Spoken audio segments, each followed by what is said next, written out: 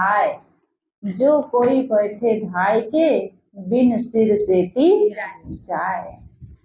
साहब कहते हैं कि मोह के मंदिर में दौड़ करके मत घुसोए। नेह का मंदिर है। अब अनेक प्रकार के मोह होते हैं। अब मोह के बहुत सारे रूप हैं। किसका किसका मोह होता है? प्राणी और बस धन और प्राणी पदार्थ, मान सम्मान का मोह, पद प्रतिष्ठा का मोह, सुंदर रूपवान हूँ, बलवान हूँ, और जाति पाति का मोह, समाज का मोह, परिवार का मोह, गद्दी महांती का मोह, ये सब पता नहीं कितना मोह का रूप है, बहुत सारा है। साहब कहते हैं इस मोह के मंदिर में दौड़ करके मत घुसो, नहीं तो अपना सिर कटा लोगे। कैसे कटाओगे सिर को? अपना पलंग कर डालिए, उसका मन उसी में लग जाएगा। अपनी आत्म शांति को खो दोगे, यही है सिर कटाना। कि तुम्हारे भीतर की जो आत्म शांति है, आत्म स्थिति है, वो चली जाएगी, क्योंकि मन दूसरी जगह लग गया, तो फिर वो अपनी आत्म स्थिति में नहीं लग पाएगा। मंदिर तो है लेगा, मत कोई बैठो धाय, जो कोई बैठे धाय के बिन सिर सेती जाए। जो दौड़ करके इसमें घुसेगा, मुंह में पड़ेगा, वो क्या होगा? अपना सिर कटा लेगा, यानी कि वो धोखे में पड़ा रह जाएगा। अमृत धोखे गौ विष खाई, अमृत के धोखे में वो विष गटक जाएगा। अब अमृत क्या है? अमृत किसको मानता है मनुष्य? प्राणी और पदार्थों को, बाहर के रंग रूप को, यानी बाहर की जो चीजें हैं उन्हीं को क्या मानता है आदमी? अमृत मानता है। और उन्हीं के देखभाल क्रियाकलाप में लगा रहता है, क्योंकि उसी से उसको लगता है कि सारा सुख शांति हमें इसी से मिलने वाला है। उसको अमृत मान करके बैठा है, लेकिन वो अमृत के धोखे में क्या कर रहा है? विष खा रहा है। अमृत धोखे गौ विष खाई, देख त्रास मुख गौ को मिलाई। और जब मौत का दिन आता है तब क्या होता है? उसका मुंह सूख जाता है कि हाय मैंने जीवन भर क्या बटोरा? कूड़ा करकट, कबाड़ बटोरा, जो हमारे हाथ आने वाला नहीं है। फिर अंत में उसका मुख मौत का दुख देख करके फिर मुख सूख जाता है। एक त्रास मुख गौ को मिलाई, और अमृत धोखे गौ विष खाई। कैसे कैसे कबीर साहब कितना बढ़िया बढ़िया उदाहरण देते हैं हमारे मन को समझाने के लिए कि अमृत के धोखे में मनुष्य विष खा लेता है, यानी कि जिन प्राणी पदार्थों को इकट्ठा करता है वो उसके लिए विष है, जहर है, क्योंकि उनसे उसको सुख मिलने वाला नहीं है। उनसे केवल उसको महज दुख मिलेगा और कुछ नहीं मिल सकता है।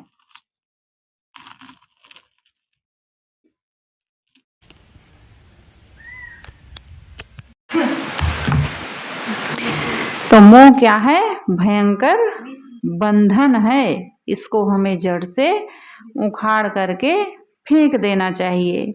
जिनको हम स्वजन मानते हैं, अविवेक बस उनमें मोह हो जाता है, और यह मोह ही सारे बंधनों का कारण बनता है। जिसे जीवन में मोक्ष या परम शांति प्रिय है, उन्हें चाहिए कि वो मोह को अपने हृदय से उखाड़ के फेंक दें। मोह बहुत बड़ा बंधन है तथा अन्य बंधनों का कारण है। सदगुरु इस ग्रंथ में इस पर विस्तार से कह रहे हैं कि नहीं कोई साथी तुम्हार, जीव सब मन के बिके हैं। साहब कहते हैं, हे मन, सदगुरु का अखंड ज्ञान ग्रहण करो।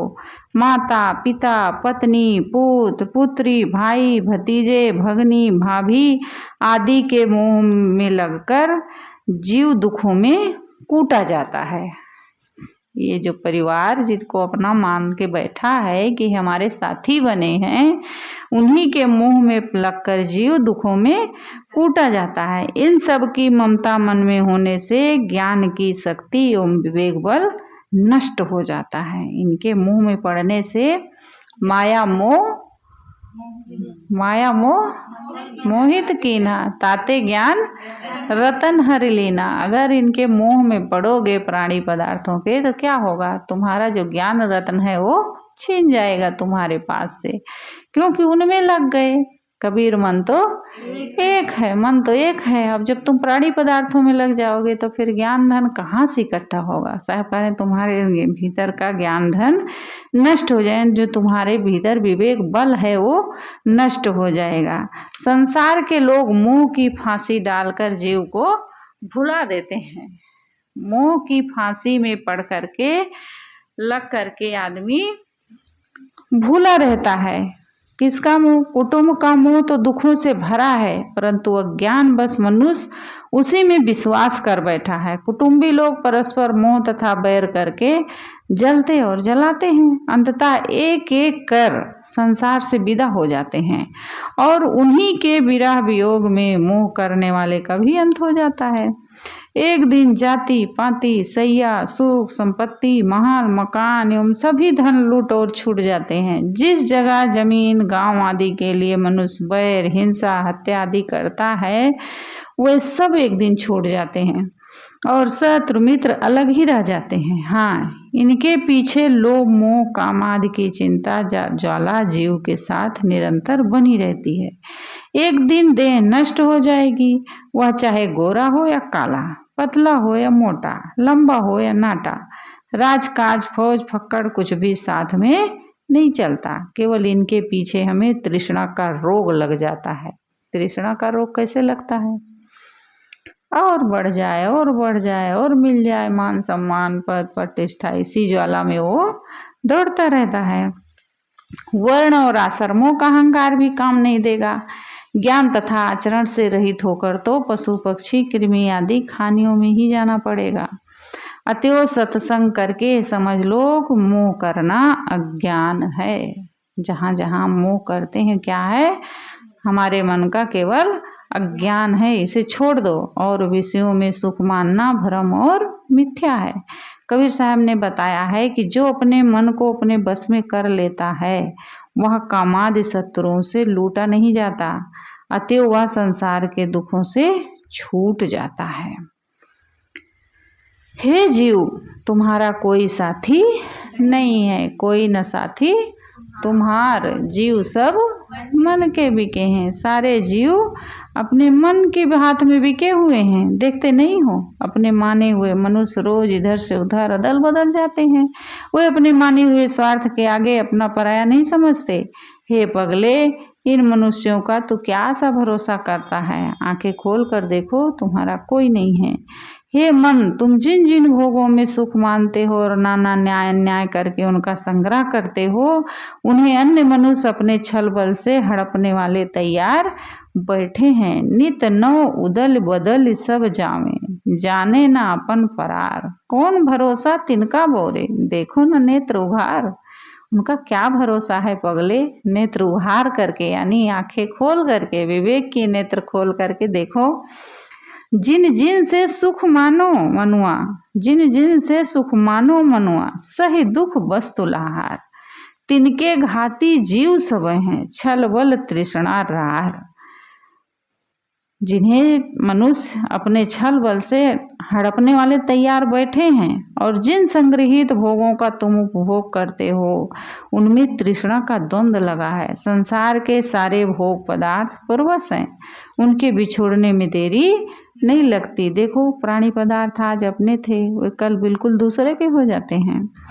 कारण जड़ तत्व है और उनसे बनने वाले कार्य भोग पदार्थ हैं।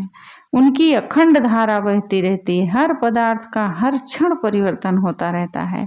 कुछ दिनों में तो स्थूल बुद्धि वालों को भी पता चल जाता है कि ये वस्तुएं पिछले दिनों जैसी नहीं रह गईं। अतएव संसार की सारी वस्तुएं तथा प्राणियों के शरीर क्षणभंगुर हैं। इन पर क्षण मात्र के लिए भी अपना अधिकार नहीं है, और इन्हीं में हमने सत्य सुख की मान्यता बनाकर इनसे सुख पाने की आशा कर रखी है। फिर दुखों की क्या गणना है? मनुष्य विषयासक्ति बस धन पूत कुल परिवार में ममता करता है, और स्त्री पुरुष मोह बस कामा अग्नि को प्रज्वलित कर उनमें जलते हैं। मन की चंचलता दुख है। इससे छूटने के लिए भूला मानव विषय भोगों का सहारा ढूंढता है, परंतु भोगों को भोगते रहने से मन में तृष्णा बढ़ जाती है और वह कभी पीछे नहीं हटती है, किंतु दिन दूनी और रात चौगुनी बढ़ती जाती है। भोगों में जो क्षण मात्र के लिए वृत्ति स्थिर हो जाने से मनुष्य उनमें सुख मान लेता है। यही आसक्ति आगे दुख का कारण बनती है। इसी आसक्ति बस आदमी भोगों के लिए परिश्रम का पहाड़ सिर पर धर लेता है और जीवन भर प्रवृत्तियों मूलधन के जंगल में भटकता है। हे साधक, तुम्हारा देश चेतन है, जो स्वतः अचल और स्वतंत्र है। भासमान सारे संकल्पों को छोड़ छोड़कर उस अपने स्वरूप में स्थित रहो। वहां पर तुम्हें चंचलता का दुख कभी नहीं होगा, परंतु इसका ज्ञान धन तुम्हें सदगुरु के दरबार में ही मिलेगा। सदगुरु कबीर ने हमें बताया है कि जो उक्त ज्ञान की बातें कहे, समझे और स्थिर होकर विचार करेगा, वह बहुत शीघ्र संशय तथा भ्रमधारा एवं संसार सागर से पार हो जाएगा। कहीं कबीर जो गावे समझे ठहरे करे विचार, वह जग सिंधु पार सो क्षण में तज संशय भ्रमधार। मोह को त्याग कर मन को अपने बस में रखो। मोह करने से मोक्ष पथ एवं शांति मार्ग छूट जाता है और शरीर के दुर्गुण पैदा हो जाते हैं। जो मनुष्य अपने मन के गुलाम हैं, वे यह नहीं जानते कि हमारी हानि क्या है। इसलिए हे संतों, जिन्होंने अपने मन को जीत नहीं लिया है, उनके अधीन मत रहो। किसके अधीन हमें रहना चाहिए? जिसने अपने मन को पार कर गया है, जो मन के पार चला गया है, उसके अधीन रहना चाहिए। जिसने अपने मन को जीत नहीं लिया, उनके अधीन मत रहो, क्योंकि वे ज्ञान बस अपनी हानि पहले कर रखे हैं। यदि तुम उनके चक्कर में पड़ोगे तो वे तुम्हें भी चक्कर में डाल देंगे। इसलिए तुम गुरु विवेक से चलो तथा जो तुम्हारा सहारा पकड़े उसे भी विवेक से चलने की राय दो, किंतु उसके प्रति मोह न करो। यदि मेरी बात मानो तो मैं यही कहूँगा कि इसी में तुम लोगों का कल्याण है। यदि बात नहीं मानते हो तो जैसा मन में अच्छा लगे वैसा संसार में भटको, तुम्हें कौन रोकता है। अब भाई बताया जा सकता है कि ये मार्ग तुम्हारे लिए अच्छा है, अब तुम उस पर नहीं चलोगे तो फिर अपना भटको, कौन रोकेगा। तो है रोकन वाला कौन? मगन से जाओ चली, तुम्हें रोकने वाला कोई नहीं है। अब एक दो बार बताते हैं भाई, अब कोई नहीं मानता है तो फिर जाओ। कबीर साहब कहते हैं मगन से जाओ चली। सदगुरु की कृपा और साधु की संगति से जो मुझे समझ है वही मैं सबके लिए सदैव कहता हूँ।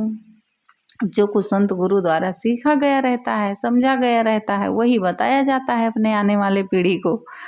अब हर माँ बाप का कर्तव्य है, वो भी वही सीख अपने बच्चों को देते हैं। ऐसे गुरु शिष्य की परंपरा है कि वो जो कुछ संत गुरुजनों द्वारा सीखे हैं, जो जानते हैं, उसी रास्ता को बताते हैं। अब उस पर अगर समझ में आए तो चलो, और नहीं समझ में आया तो मत चलो, तुम्हें कोई रोकने वाला नहीं है।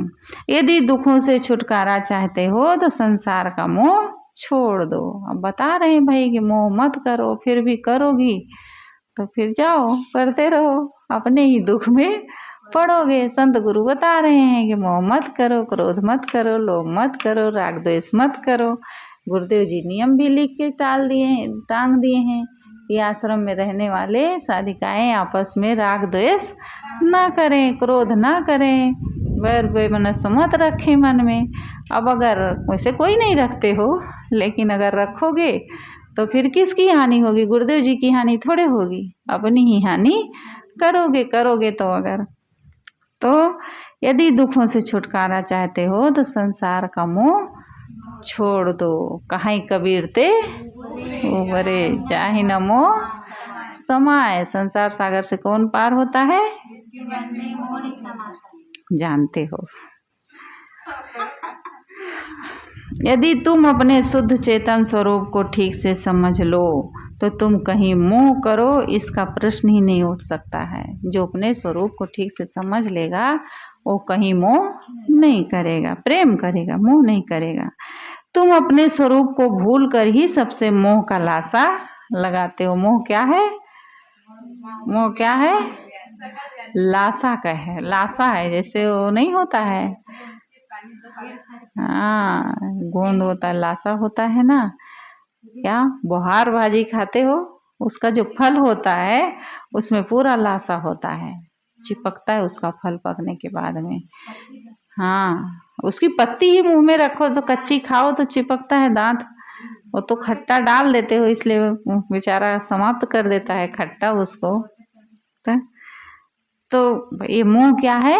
लासा है, बिल्कुल दो चीजों को जोड़ने के लिए, चिपकाने के लिए, यानी हमें संसार से जोड़ देता है और हम उसमें जुड़ करके फिर अपनी सब प्रकार से हानि कर लेते हैं। तुम कहीं मोह करो जो चेतन अपने, यदि तुम अपने शुद्ध स्वरूप को, चेतन स्वरूप को ठीक से समझ लो तो तुम कहीं मोह करो इसका प्रश्न ही नहीं उठ सकता। तुम अपने स्वरूप को भूल कर ही सबसे मोह का लासा लगाते हो और संसार में भटकते हो। तुम किससे मोह कर रहे हो मुझे बताओ, तुम्हारा किस पर अधिकार है? किससे मोह कर रहे हो? जिससे मोह कर रहे हैं वो अपना है, कोई भी चीजें, अरे छोटी छोटी चीजों का मोह होता है।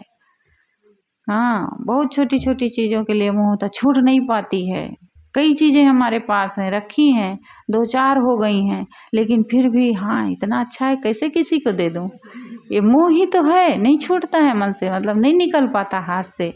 जानते हैं कि मतलब जरूरत नहीं है हमारे पास, बस केवल उसको हर साल उठा रहे हैं, धर रहे हैं, इधर से उधर कर रहे हैं, उलट रहे हैं, पलट रहे हैं, सुखा रहे हैं और फिर से उसको पैकिंग करके धर दे रहे हैं। और क्या करते हैं? जरूरत नहीं है लेकिन किसको दूं, किसको दूं, ऐसे नहीं छूट पाता है। मैं अपनी ही बातें कहती हूँ भाई, मेरे ही पास कई चीज़ें रहती हैं, अब वो अच्छी लगती है, इतनी अच्छी है कैसे दूं, फिर से उसको रख देते हैं। 10 जोड़ी मोजे पड़े हैं, अब मिलता जाता है, पहनती हूँ नहीं पड़े हैं, लेकिन इतना अच्छा है इसको कैसे दूं ऐसे लगता है, लेकिन फिर भी निकालती रहती हूँ जितना समझ में आता है। लेकिन मन को कहीं लगता है थोड़ा से, इतना अच्छा है किसको दूं, क्या सबके पास तो है, जबकि देना चाहूँ तो बहुत लोग मिलेंगे, बहुत लोग गरीब हैं उनको दे सकते हैं, लेकिन नहीं निकल पाता है हाथ से। तो ऐसे छोटी छोटी चीज़ों के लिए भी हमारे मन में मोह, कोई नहीं, ऐसा नहीं है केवल प्राणियों के लिए ही मोह होता है, हम बहुत छोटी छोटी चीज़ों में एकदम मोही बने रहते हैं। तो साहब कह रहे हैं किससे मोह कर रहे हो मुझे बताओ, तुम्हारा किस पर अधिकार है, तुम्हारा कौन है और तुम किसके हो। देह गाय आदि जहाँ तक 5 विषय है वो सब जड़ पदार्थ है। यदि तुम किसी मनुष्य से मोह करते हो तो उसकी देह जड़, परिवर्तनशील और नाशवान है और उसमें रहने वाला चेतन जीव विषयों से परे पार है, उससे तुम्हारा संबंध नहीं हो सकता। फिर मोह में भटकने से तुम्हें दुख के अलावा क्या मिलेगा? तुम अनादि काल से मोह में ही रमते आए हो, उस पथ में ठोकर खाए हो, पछताए हो और रोए हो। आज भी तुम सावधान नहीं हो रहे हो, उसी पथ में अनेक बार हम जन्म धारण किए हैं और मोह के कारण ही आज हम शरीर धारण करते आए हैं। यही तो हमारा पता है कि हम अनेक विकारों में पड़े थे, तभी आज शरीर धारण हुआ है। अनेक बार उसमें उस पथ में रोए हैं, दाई के लिए, दादा के लिए और भाई के लिए, तो बहन के लिए, तो पता नहीं किसके किसके लिए अनेक बार रोए हैं, लेकिन आज भी रो रहे हैं, आज भी वही काम करते जा रहे हैं। जान रहे हैं कि आदिकाल से कितना दुख हम उठाए हैं, कितनी बार पछताए होंगे, लेकिन आज भी सावधान नहीं हो रहे हैं। ये तुम्हारे मन के अज्ञान का फल है और कुछ नहीं है। सब जीव सजाती हैं, इनमें कौन अपना है और कौन पराया है, इनमें किससे बैर किया जाए और किससे मोह किया जाए। सब जीव तुमसे पृथक और अलग अलग अपने अपने स्वरूप से असंग हैं। यदि किसी को दुख सुख भोग मिल रहे हैं तो वे उनके अपने कर्मफल भोग हैं, उनमें मोह करके तुम उनका क्या उद्धार कर दोगे। अतएव तुम सबका मोह छोड़कर अपने आप में सिमट जाओ और अपना सुधार करो, नहीं तो तुम भी भटक जाओगे।